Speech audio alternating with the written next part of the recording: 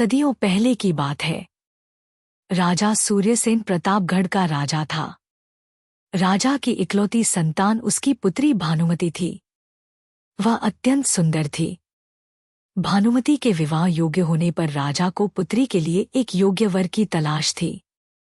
राजा एक ऐसा बुद्धिमान वर खोजना चाहता था जो उसकी पुत्री से विवाह के पश्चात उसके राज्य को भी संभाल सके। राजा ने ऐलान किया कि जो कोई भी राजकुमारी से विवाह करना चाहता है वह संसार की सबसे मूल्यवान वस्तु लेकर आए। अनेक राजकुमार कई मूल्यवान वस्तुएं लेकर राजा के समक्ष उपस्थित होते रहते थे, किंतु राजा ने सबको नकार दिया। राजा को यकीन था कि एक दिन कोई न कोई योग्य युवक इस शर्त को जरूर पूरा करेगा। एक दिन उसी राजा के राज्य के एक गांव के किसान के पुत्र रघु को राजा के इस शर्त के बारे में पता लगा।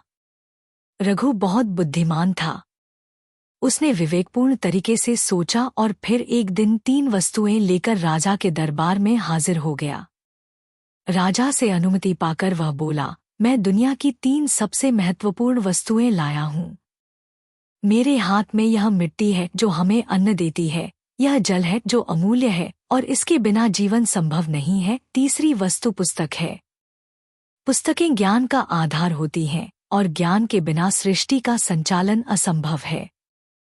रघु की बुद्धिमता से राजा प्रभावित हुआ और उसने भानुमति का विवाह उससे करके उसे राज्य का योग्य उत्तराधिकारी घोषित कर दिया।